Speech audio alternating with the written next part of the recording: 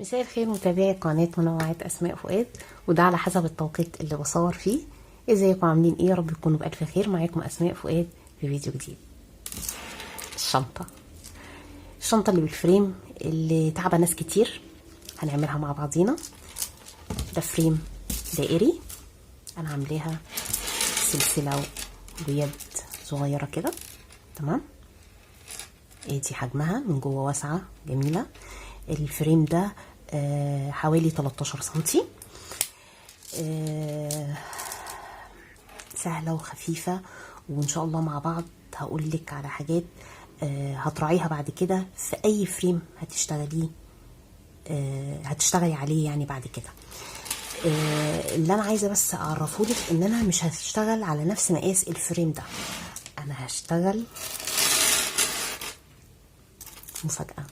الفريم الصغير ده هو نفس الطريقة بالظبط، بس علشان وقت الفيديو فهنعمله على الفريم الصغير ده، وهقول لك على الخطوات اللي تراعيها وانتي بتنفذي اي حجم فريم. ويلا بينا نبدأ.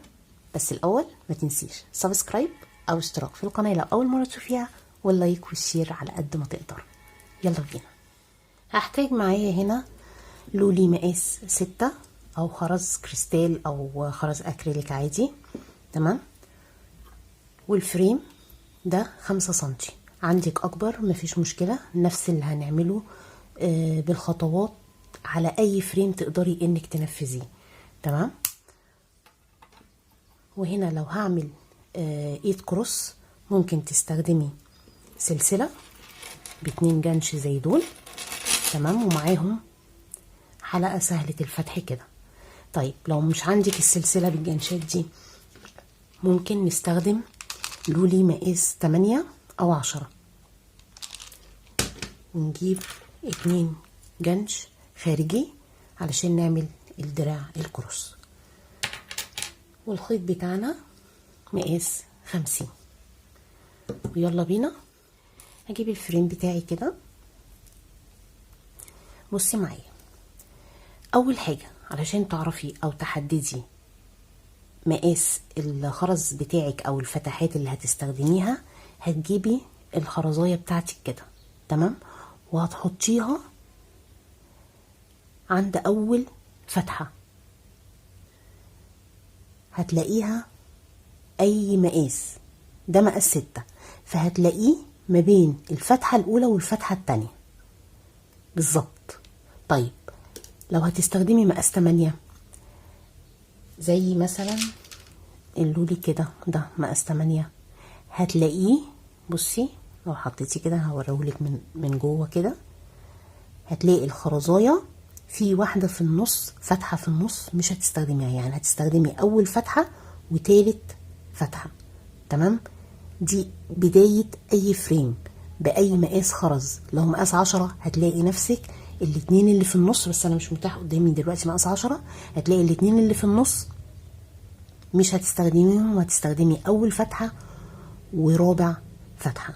تمام، ده بس للناس اللي بتتلخبط وتقولي مش عارفه اظبط الفتحات مع الخرز بتاعي. فاول حاجه هعملها هدخل في اول فتحتين معايا من الفريم، وزي ما اتفقنا انا بشتغل بمقاس 6 اهو.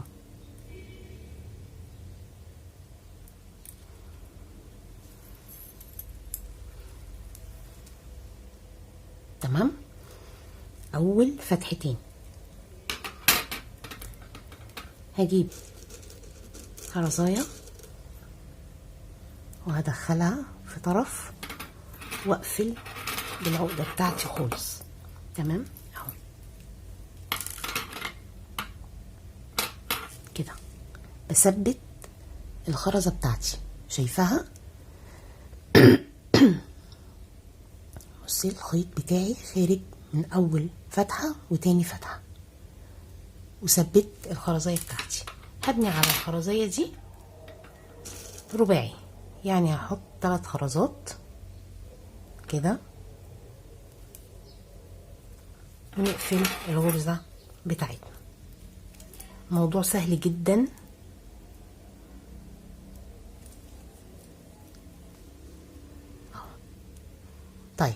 بعد كده بصي معايا، لو الفريم بتاعك الفتحات بتاعته مظبوطه، في كل مره هتدخلي في الاتنين اللي بعد كده والخرزه ما بينهم. طيب في احيانا فريمات بتبقى الفتحات مقاساتها مش مظبوطه، فهقولك على حل للموضوع ده. هتعملي ايه؟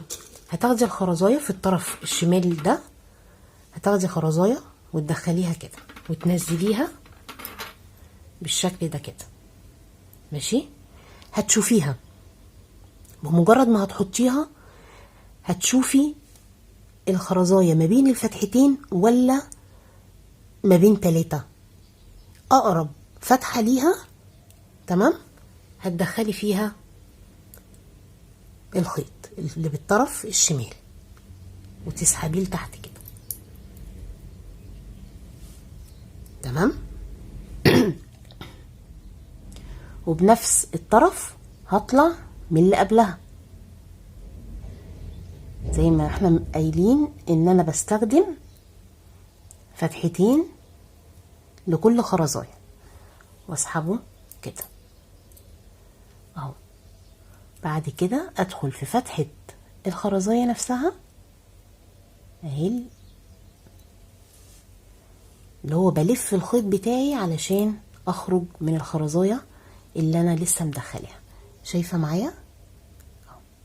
يعني اول غرزه ما بين الفتحتين وتاني غرزه ما بين فتحتين، وبعد كده الطرف اليمين ابدا احط الخرزتين بتوعي واقفل الغرزه بتاعتي.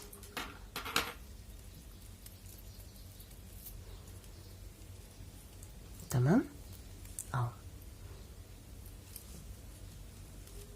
وتوقفي طبعا الخرز لان احنا هنعمله شكل البومبي، يعني مش هننزل على الفريم بالخرز. تاني طرف الشمال اهو، ادخل بالخرزه بتاعتي انزلها عادي خالص اهو. بصي نازله فين؟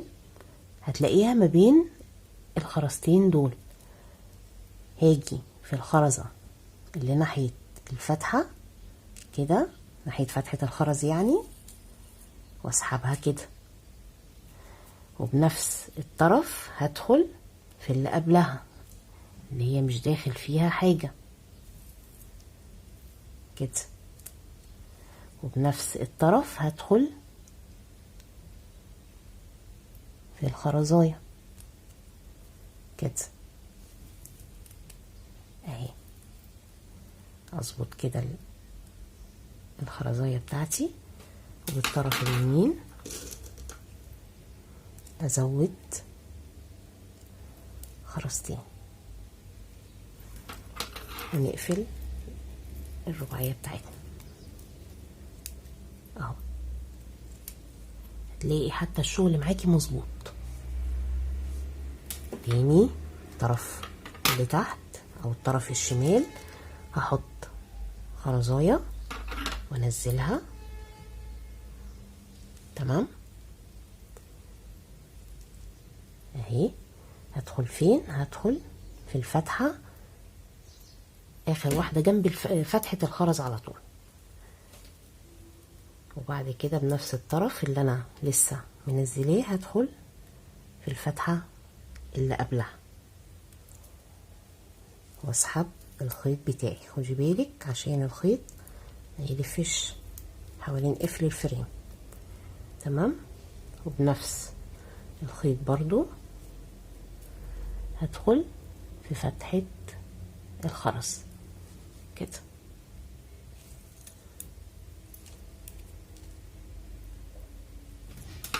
بالطرف اليمين نزود الخرز بتاعنا الاتنين ونقفل الرباعية بتاعتنا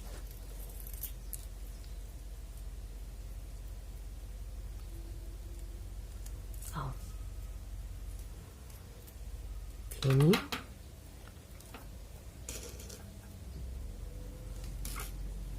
ادخل فين؟ ادي خرزتين، ادي قصدي فتحتين اهو، تمام.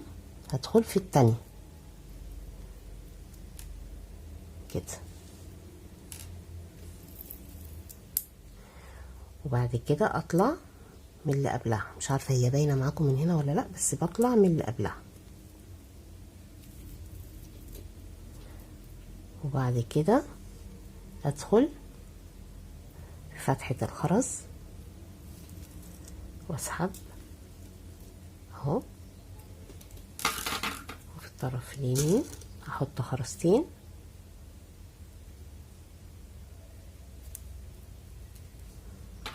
ونقفل الرباعيه بتاعتنا.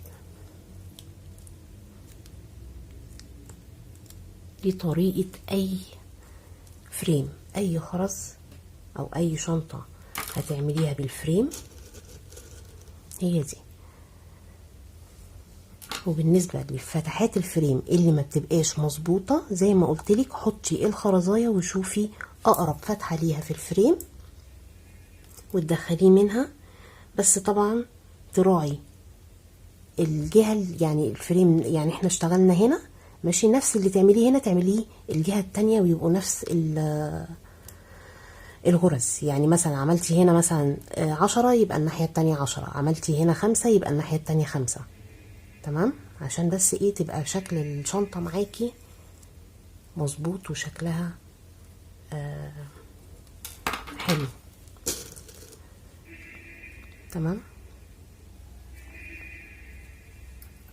تفضلي ماشيه بنفس الطريقه لحد ما تخلصي الفتحات اللي موجوده في الفريم اهو.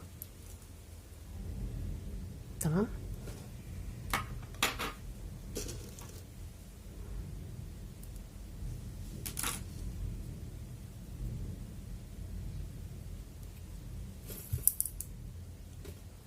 بصي حتى انا مش عارفه هتبقى باينالك ولا لا، بس هتلاقي كل فتحتين الخيط خارج، يعني داخل منهم اهو، كل فتحتين جنب بعض. تمام،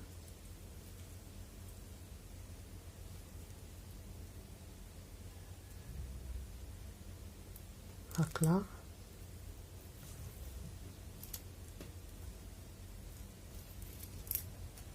كده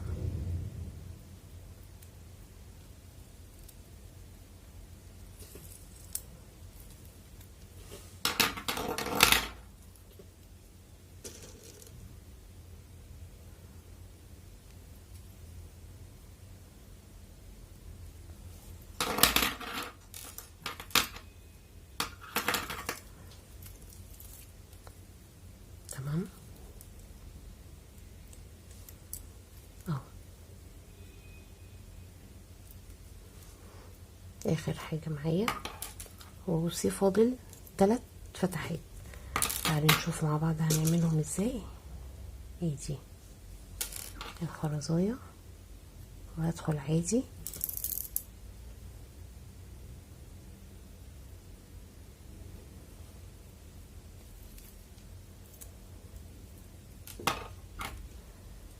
واطلع كده.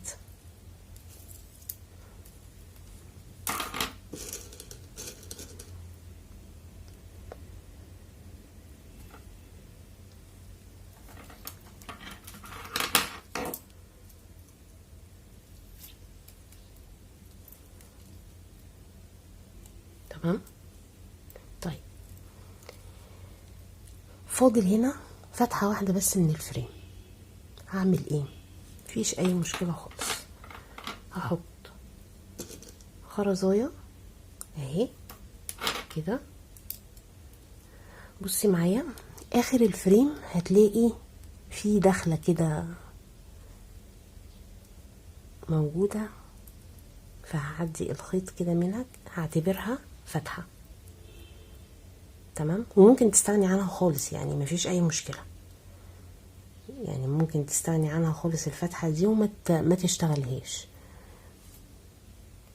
بس انا بحب اشتغلها لانها برضو بتفيدني في توسيع الشنطة من الجنب اهي. بس اهو استخدمتها اهو. ده هو يعتبر بعمل واحدة على الهوا، يا دوبك بس ماسكة في الفتحة اهي. بصي هتلاقيها هنا كمان ظاهرة اكتر. هنا بقى هحط من الطرف الشمال الخرز علشان هبدأ اطلع سطر جديد. هظبط الشغل على عجلي في ايدي كده.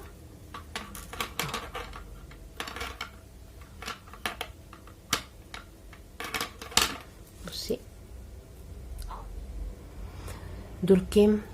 2 4 6 8 9.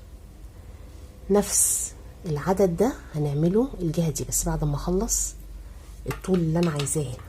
هعمل ايه؟ هشتغل عادي بقى خالص على كل غرزة من دول رباعي على واحد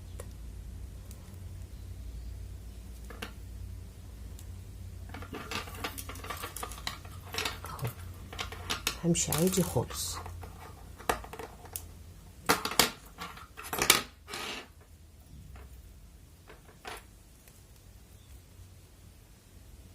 تمام.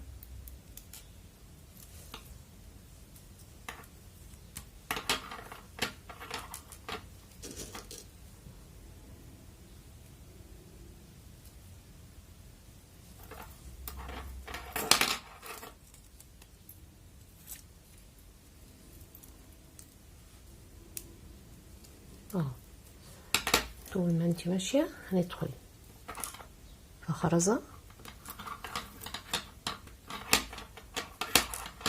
والطرف اللي فوق هنزود خرزتين.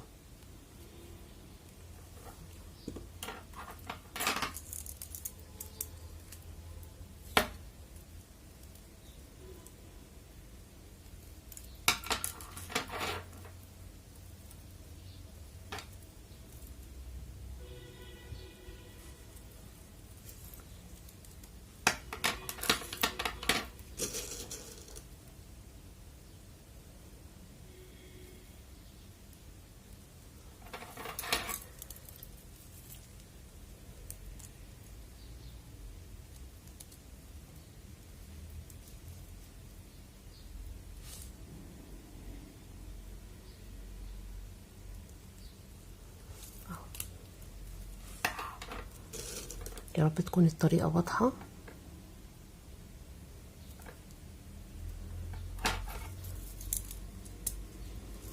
طبعا انا فضلت ان انا اعمله على فريم مقاس صغير علشان وقت الفيديو.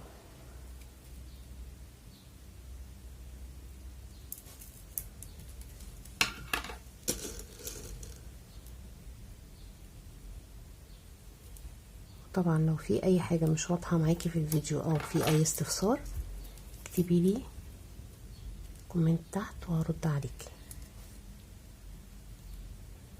او تواصلي معايا على البيج بتاعتي منوعات اسماء فؤاد.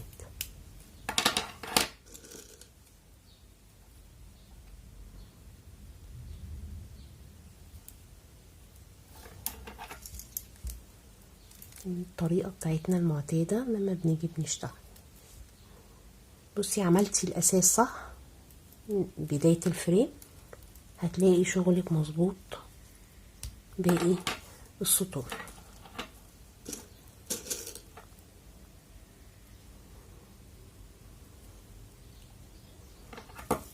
تمام.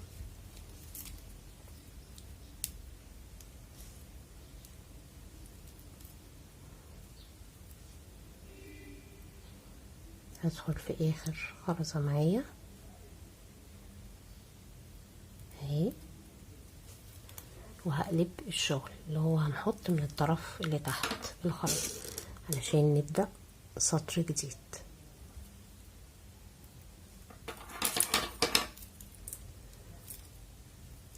تمام. وهبدأ اكرر نفس اللي عملته. بتطلعي بقى الطول اللي انت عايزاه على حسب مقاس الفريم عندك. انا هنا هطلع كمان 3 سطور فوق الاتنين دول، يعني 5 مجموعهم في الاخر بالطول 5 سطور. طبعا لو الفريم اكبر بتبدأي انك تظبطي الطول على حسب ما انت شايفاه. تمام. هكمل وارجعلك. رجعتلك بعد ما خلصت ال3 سطور اللي اتفقنا عليهم. كده معايا 5 سطور. طبعا لو الفريم اكبر، يعني الشنطة اكبر، بتطولي زي ما انت عايزة على حسب الطول اللي انت عايزاه في الشنطة بتاعتك. كده معايا. وطبعا خلصت الناحية التانية نفس اللي عملته في الجهة الاولانية. هتتلخبطي، رجعي الفيديو من الاول وامشي معايا بنفس الخطوات بالظبط زي ما عملت اول جهة. تمام. طيب هنا هتيجي للفريم. احيانا الفريمات هنا بتبقى المسافة كبيرة شوية. لو تفتكر في اول الفيديو انا كان في هنا فتحة واحدة، فقلت لك هعملها غرزة وبحب اثبتها، لكن لو ما كنتيش عملتيها كان اصبح انك هتعملي 3 غرز جنب بعض رباعي لما تيجي تقفلي. احيانا بيبقى المسافة دي بتبقى عايزة غرزتين. انا هنا هتقفل معايا على غرزة واحدة، فهدخل بخيط كده طرف يمين، وفي الطرف الشمال هحط خرزاية وهطلع من الخرزة اللي في الجنب كده، وهقفل الغرزة بتاعتي عادي زي ما متعودين لما بنيجي بنقفل اي جنب شنطة. تمام. طرف هدخل في الخرزة اللي في الجنب، والطرف التاني هدخل ونقفل بخرزة واحدة.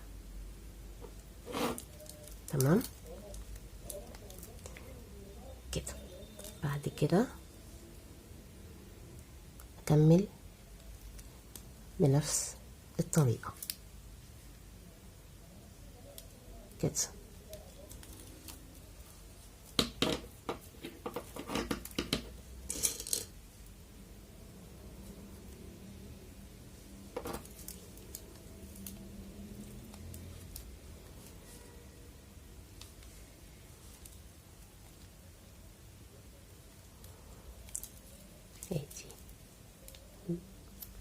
خدي بالك عشان الغرز بتاعتك ما تخرجش، العقدة ما تخرجش من الخرزة. تمام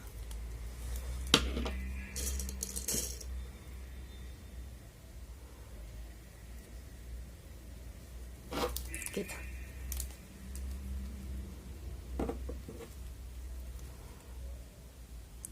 هدخل في اخر سطر معايا يمين وشمال اهو، وهقفل او تربطي زي ما تحبي.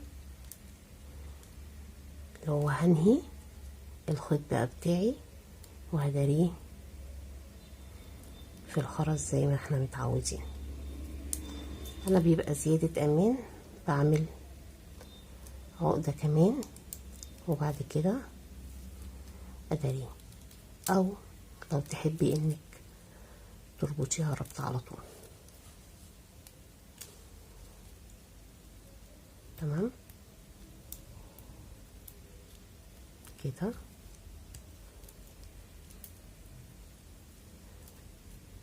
هعمل عقدة، هنرجع في دي تاني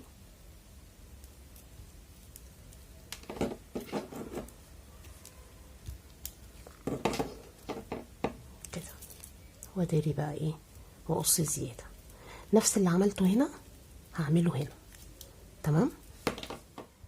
خلصت الجهة التانية، ده الشكل معايا. عايزة اوريكي بس حاجة هنا. بصي في الشنطة دي، بصي الجنب عندي قفل على غرزتين رباعي. احيانا في شنط تانية بتبقى بتقفل على 3. اللي انا عايزة اقوله لك ان ايا كان العدد اللي انت بتعمليه ده بيتحسب من ضمن غرز الجنب، العرض بتاع الشنطة من الجنب. تمام. طبعا اي زيادة بتدخل في الشنطة زي ما انت شايفاها كده. تمام. بس عشان ايه تبقي عارفة ان الطريقة واحدة. طيب انا هنا قطعت الخيط الزيادة عشان ابدأ معاكي التقفيل فما تتلخبطيش. بصي معايا الغرزة معايا اهي اللي في النص اهي، شايفاها؟ غرزة او 2 او 3 ما تشتغليش عليها، تمام؟ امال هنعمل ايه؟ بداية من الغرزة اللي هي اول واحدة عملتها في الفريم هدخل فيها وهدخل في اللي جنبها. طيب لما انا هدخل فيها مع اللي في النص وهرجع تاني هعمل نفس الاتنين دول مع بعض، هيبقى الجنب عندي كده 3 غرز. طيب لو انتي حجم الشنطة كبير شوية وعايزة تكبري في عدد الغرز بالنسبة لعرض الشنطة من الجنب، هتعملي ايه؟ هتشوفي غير اللي في النص، مش هتحسبيهم، مش هتحطي يعني هيبقوا مثلا 1 أو 2 أو 3 أو 4 ايا كان، ماشي؟ بعد كده هتتجاهلي اللي بعدها في اول فريم مثلا التانية وتدخلي في الاتنين اللي بعد. اللي انا اقصده هنا ان المسافة اللي انت عايزاها لعرض الشنطة، ماشي، دي هتعملي على كل غرزة فيهم رباعي عادي. وبداية من لما هتيجي تعملي الكورنر عشان تعملي بقى ايه عرض الشنطة من قدام، تبدأي تحطي خرزتين مع بعض زي ما انا عاملة كده. انا هنا تجاهلت اللي انا عاملاها اللي في النص وعملت 1 2. وده بيبقى على حسب انت عايزة قاعدة الشنطة مربعة ولا مستطيلة ولا عايزاها الشكل ايه بالظبط. هحط خرزتين ومعايا 2 انا حطهم اهو، واقفل الغرزة بتاعتي كده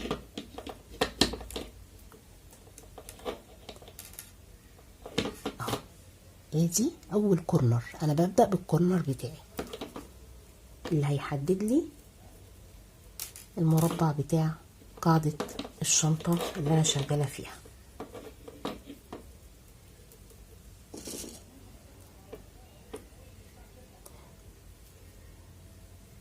دخلت في خرزة واحدة وهبني رباعية عادية خالص. هي الفكرة كلها اي حاجة هتاخديها او اي غرزة هتاخديها زيادة من الشنطة من قدام بيجي في الجنب، تمام؟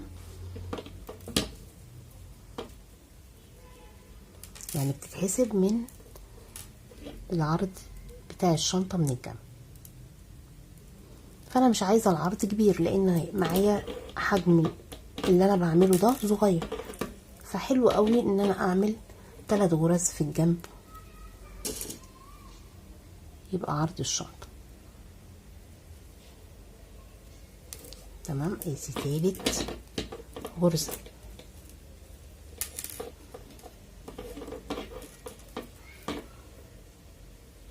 هنا كده ندخل في واحدة كمان، خدي بالك وانتي ماشية لحد ما توصلي لاخر غرزتين على الفريم، هما دول اللي هندخل فيهم مع بعض، تمام؟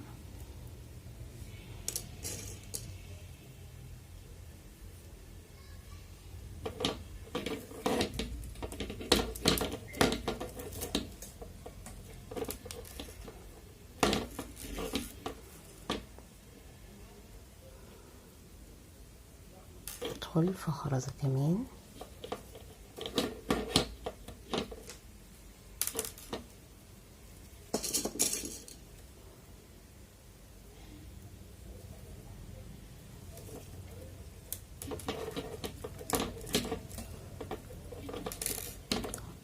كده نشوف. لا لسه فاضل.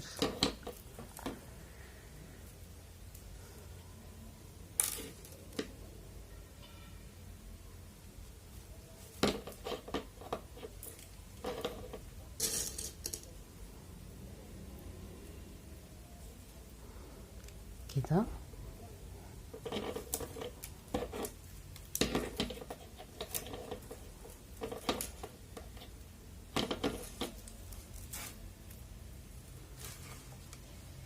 تمام. وصلت اهو لاخر غرزتين اهو دول. لا لسه في واحده اهي ما خدتش بالي منها. لا هما صح، اخر غرزتين دي اللي في النص اهي. تمام، وصلت لاخر غرزتين هدخل فيهم. ايه دي اول غرزة ودي تاني غرزة. تمام، واقفل بخرزة واحدة. ده الكورنر التاني اللي هطلع بيه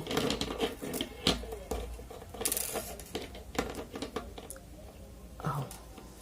بصي، 1 2 3 4 5 6 7. تمام، بعد كده ادخل في اللي في الجنب دي اللي هو بداية سطر تاني.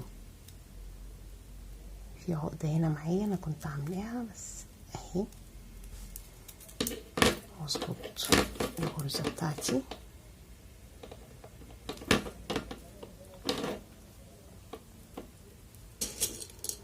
احط خرزتين.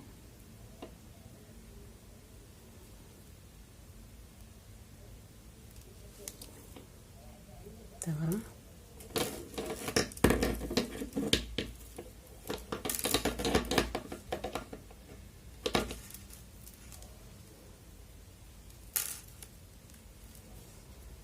ادخل في اللي بعدها اللي هو على كل غرزة هبني رباعي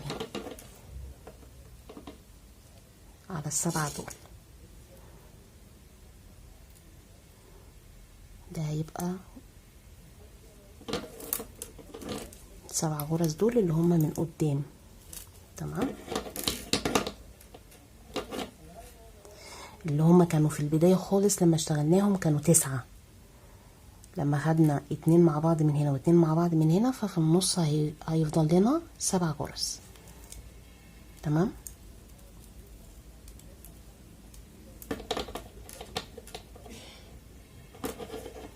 نظبط الغرزة كده.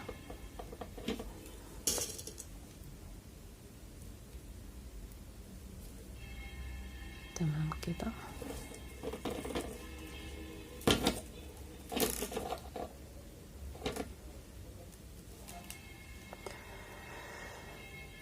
يا رب.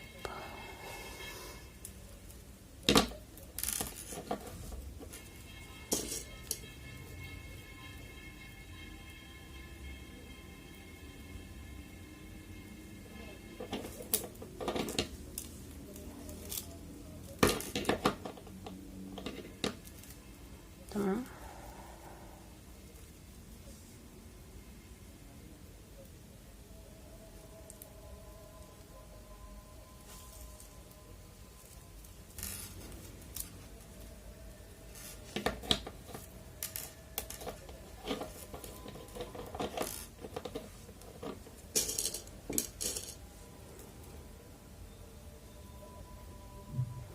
هي الطريقة سهلة جدا جدا، بس عايزة حسابات معينة كده ايه وانتي بتشتغلي. بالنسبة انتي عايزة عرض الشنطة ايه، او عايزة قاعدة الشنطة ايه، مربعة ولا مدورة. تمام،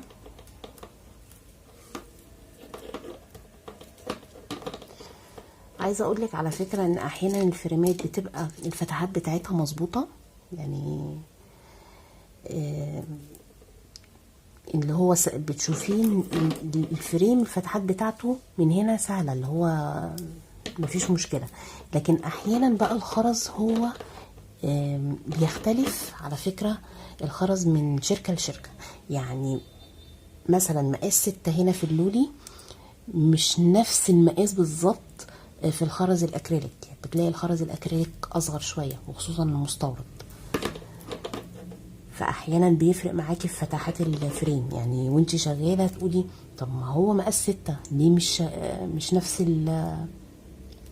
ان انا بستخدم مثلا خرزايه ما بين كل فتحتين. لا، احيانا بشتغل ما بين الفتحتين بس بيبقى في فتحه في النص مشتركه. يعني لما باجي بعمل الغرزه التانية بتبقى في واحدة في النص مشتركة. ان شاء الله ايه احاول اعمل لكم شنطة تانية بس بخرز مقاس 6. ده لو عايزين، يعني لو حابين قولولي او اكتبولي في الكومنتات وانا اعملها لكم ونشتغلها سوا. تمام اهو. انا هنا بقى وصلت لايه، لتالت غرزة في الجنب اللي انا عايزة اعملها. فهعمل ايه، هدخل في الاتنين اهم اللي هم هتلاقيهم اول غرزتين على الفريم كده،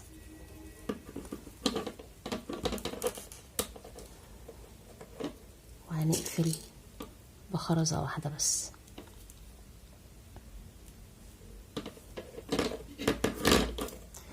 طبعا انا عايزه بس ايه يا جماعه، اعتذر لكم لو في ازعاج شويه او ضوضاء او صوت عالي في الشارع، بس انا بصراحه التوقيت ده بصور و يعني وقت خروج الاولاد من المدارس، فهتلاقي الشارع هيصه شويه يعني، سامحونا. اكيد كلنا يعني عايشين مع بعضينا وعارفين ان احيانا الاصوات دي بتبقى غصب عننا.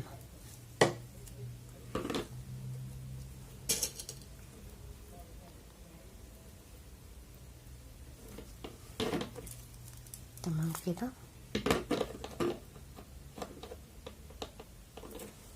اهو. اللي هو بقى بقفل اخر سطر معايا زي ما احنا قايلين ان انا محدده 3 غرز بس من الجنب، فهدخل بطرف يمين في الخرزه اللي في الجنب وطرف شمال في الخرزه اللي ناحيه الشمال، ونقفل بغرزه واحده. تمام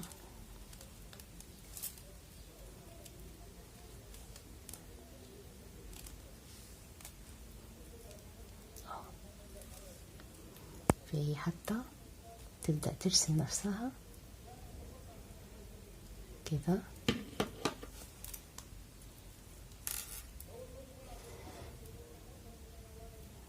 تمام كده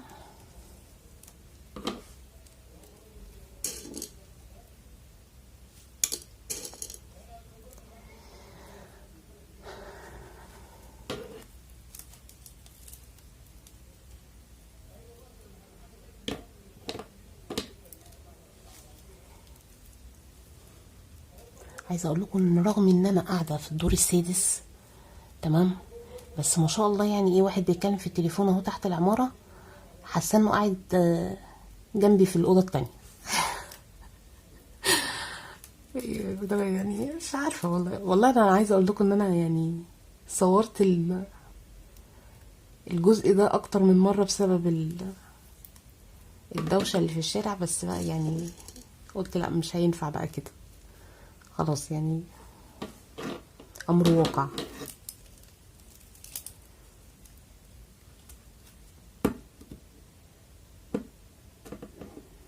تمام كده. ما تنسوش بقى ايه السبسكرايب او الاشتراك في القناة، وتشيروا لي بقى الفيديو ايه على قد ما تقدروا عشان يوصل لاكبر عدد. وعلى فكرة باللي انتوا بتعملوه ده بتشجعوني ان الفيديو يتشاف اكتر، فتشجعوني اني اعمل فيديوهات اكتر.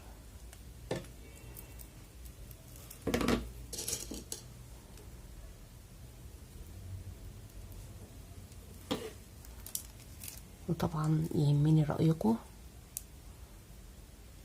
في الكومنتات طبعا. ثانية عشان ايه، في الغرزة بتاعتي طلعت.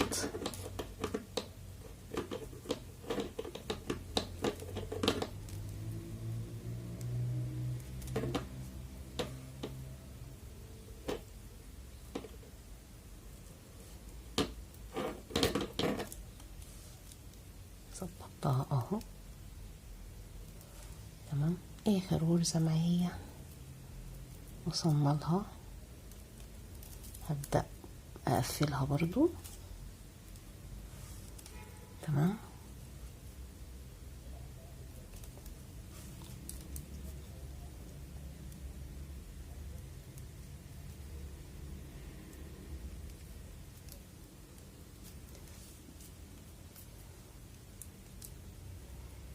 مين قاعد زيي برضو في الدور السادس كده وبيعاني من السلم؟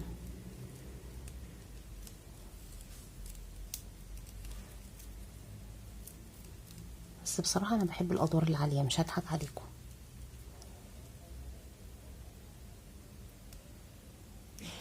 تمام كده.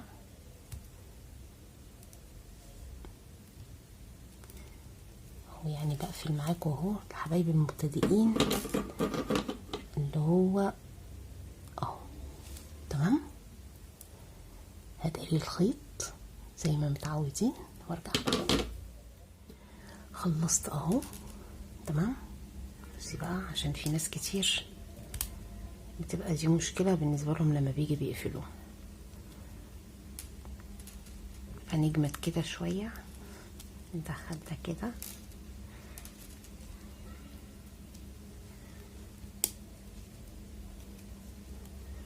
متقلقيش خالص اهو.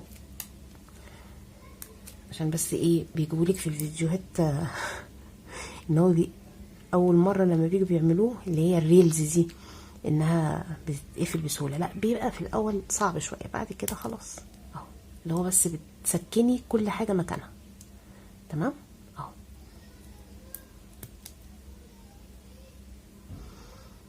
تمام. نفس الطريقه لاي فريم مدور اللي عايزه تشتغلي عليه، وبرده مربع، يعني هي نفس التكنيك بس مع الزوايا بس بتختلف شويه، او زي ما قلت لك على حسب حجم الخرز وحجم ومقاسات الفتحات بتاعه الفريم. طيب بعد كده بقى ايه؟ بصي انا هنا لو عايزه اركب ليه سلسله هعمل ايه؟ الفتحه اسمها ايه نسيت، الحلقه اللي هي سهله الفتح. بصي بكل بساطه، شايفه دي واحده زردة كده ماشي، هي افتحها احطها هنا لان الحلقه مش هتدخل.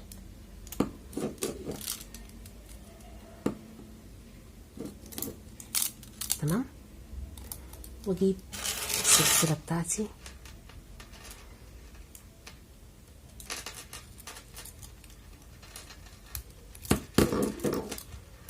لا الاسهل ان انا ايه افتح الفتحه اللي برضه مسميها فتحه الحلقه. بصي اهو ده الشكل. طيب في احيانا فريمات ما بيبقاش فيها الفتحه دي اللي هي من الجنب بتاعه الميداليه، فممكن تعملي بحاجه بسيطه جدا على خرزه من اللي ورا دي تعملي حلقه خماسيه بزيل الحلقه وتحطي فيها الجنشات بتاعتك. ما عنديش سلسله هعمل ايه؟ اجيب نبعد بقى اللولي مقاس 6، اجيب لولي مقاس 8 وهجيب خيط معاه 60. نطول الخيط بقى على قد ما نقدر، وهجيب الجنش ده ووسطنه في الخيط بتاعي كده. تمام. واجيب طرفين الخيط معايا، انا بس بوسطن الخيط بتاعي، يعني انا معاكم مش اهو.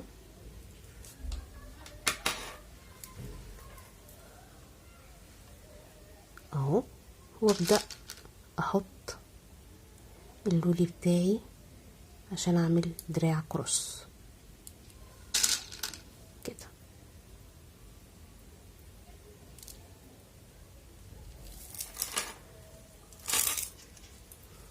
تمام. هفضل اعمل الطول اللي انا عايزاه بالشكل ده لحد ما اوصل الطول اللي انا عايزاه. وبعد كده ادخل الجنش التاني. انا بوريكم بس التجربة عشان ايه حبايبي المبتدئين.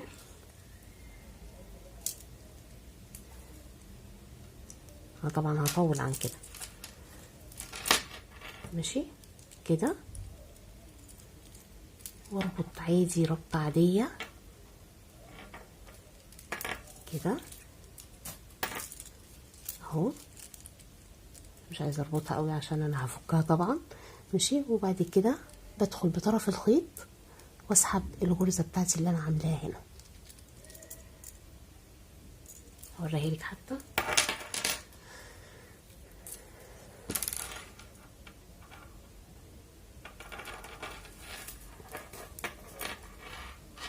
ادي اول طرف مثلا، وتاني طرف. وطبعا مش هيبقى طويل لما هتشتغليه كله.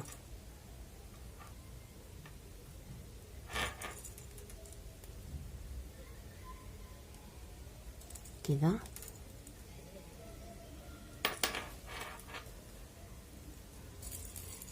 اهو.